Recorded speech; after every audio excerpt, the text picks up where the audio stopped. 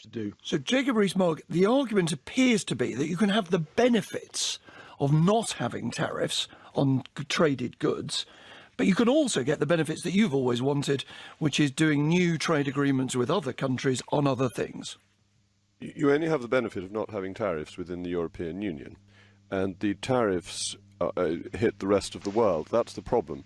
If we're in a customs union, we are subject to the common external tariff, and that makes it much less attractive to do deals with other countries because we have less to offer them. Can you just spell out that phrasing? Because the common external tariff, in very simple terms, means there are tariffs, there are taxes put on goods that come into this customs union.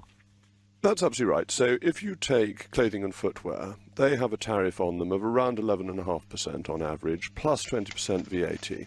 So that's a considerable burden for consumers who have much more expensive clothing and footwear than they would otherwise have, for us to protect inefficient EU industries. It's not in our interest to have it, but also when we're negotiating with other countries, if we can't say to them, look, we will lower our tariff on your clothing and footwear, they may be less interested in doing a deal with us, so it makes us much harder to do the deals with the rest of the world. Let's put that to Charles Grant. Why would we want to have a situation in which we had to put these tariffs, as Jacob Rees Mogg says, on things that consumers like to have? Well, the EU's tariffs, the average EU tariff is just over 6%, which by global standards is very low. And for the poorest countries in the world exporting into the EU, they pay no tariffs and face no quotas at all. But why have them at all? Well, because if you could, as perhaps Jacob would wish, just abolish all tariffs on everything, but under WTO rules you'd have to offer the same deal to every country in the world, but that would wipe out a lot of British farming and create large problems for our manufacturing. OK. Jacob Rees Mogg, the Cabinet will discuss it this week. Let's just do the politics briefly. Are you saying that any form of customs union is unacceptable? You would oppose it? Yes, we need to be free to do deals with the rest of the world. We must be out of the protectionist common external tariff, which mainly protects inefficient EU industries. So just to be clear, British consumers. I'm sorry to interrupt, any customs union of any sort. We do not want to be in a customs union, the customs union, and customs union. Grammatically inelegant, but if that's the formulation people come up with, we don't want that either. Well, that couldn't be clearer. Now, what also couldn't be clearer was your claim in the House of Commons that Treasury officials had deliberately developed an impact assessment model. Let's translate from the jar. I mean, they'd fixed their forecasts, in other words, in order to prove that we did need to stay in a customs union. Now, the Minister's already apologised for agreeing with you when you put that in the House of Commons. Would you like to now apologise for claiming that when you've no evidence for it? The only thing I'll apologise for is that it's turned out to be much more serious than I thought. If you look at the comments made by Mr Grant at the meeting and previously... Just to explain, you were effectively quoting Charles Grant.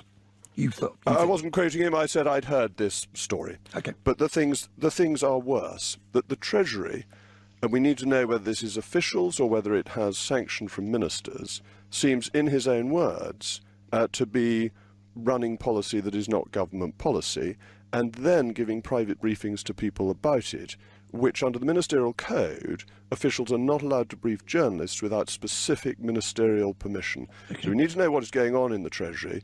Also, with all forecasts, the assumptions you make at the beginning determine the outcomes that you get. That's very clear. What I would say about the Treasury's forecasts... Okay. I just want to put it to him because effectively, just to be clear to listeners who are not following the detail of the stories, Mr Rees Mogg says that this is what you said, that you said at a private meeting, a think tank meeting, that you had basically said, look, the Treasury is so keen on staying on the customs union, it's doing anything to make that happen. Yes, Mr Rees Mogg said in the House of Commons, and I quote, officials in the Treasury have developed a model to show that all options other than staying in the customs union are bad and that officials tend to use the model to influence policy. But I didn't say that. A recording has emerged at the lunch. I didn't say that. Mr Baker, a very honourable man, has apologised to me and to the House of Commons for saying things that weren't quite right. And I'm surprised that Mr Rees Mogg hasn't apologised either. But let that pass. Let's be clear, Mr Rees Mogg. You made two claims. The Treasury is in favour of something is one thing, but you said they rigged their forecasts. That is accusing officials of rigging the advice that they give to ministers. A very serious charge for which I put to you again, you have no evidence. It's worse than that.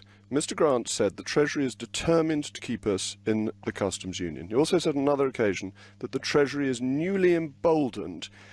He's getting private briefings from the Treasury against government policy. Now, this is very serious. The government hasn't formed a policy yet on our customs union. On our customs union. It's not for officials to invent policy. If They the don't government invent hasn't it, they got one. advise ministers. That's No, what they do. They form policy papers and ministers this decide. is very different. This is very different. This is saying that they are determining policy, that they have an aim to lead policy against what the politicians may Can I decide. respond to what Jacob just said? Look, the Treasury is not trying to undermine. The government policy is to leave the EU. As far as I know, the Treasury is committed to that policy.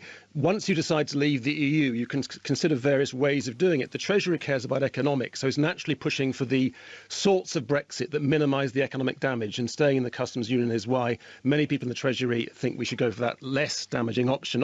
On the fact that I spoke to Treasury officials, but of course I do. Everybody in think tanks speaks to government officials. That's how think tanks work. And of course the Legatum Institute and Open Europe, Eurosceptic think tanks also speak to Treasury officials and other government officials. And there's nothing wrong with that. A last word to you, Jacob Rees Mogg. Let me ask you this, if I may, because this is why, in a sense, this row matters.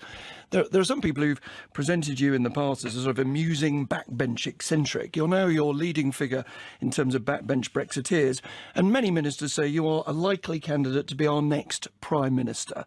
Do you not accept that to accuse civil servants of rigging official forecasts is not the behaviour of a man who wishes to lead this country?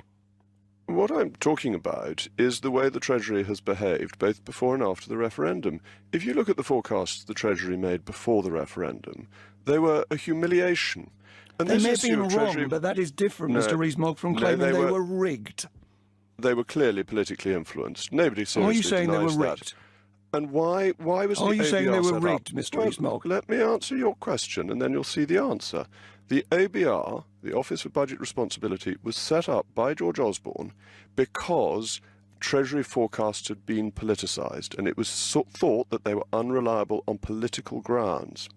With the referendum and with the EU, the Treasury has gone back to making forecasts. It was politically advantageous for them in the past. That's very clear. It's the same now. So yes, I do think they're fiddling the figures. You do think they're fiddling the figures? Let me put one last question to you as a potential Prime Minister. It was said by a senior Cabinet Minister this week, no Theresa May equals no Brexit. Do you agree? I'm fully supporting the Prime Minister and the vision for Brexit she set out in Lancaster House, the Tory Party manifesto. So you won't be running for the less... leadership of the Conservative Party? I completely support the Prime Minister, and I think all this talk about leadership is unhelpful. I want her to get on with what she's doing, and she's wonderfully stoic against all that's thrown at her, and I think this is very impressive and should be admired in the country at large. Jacob Rees Mogg, thank you.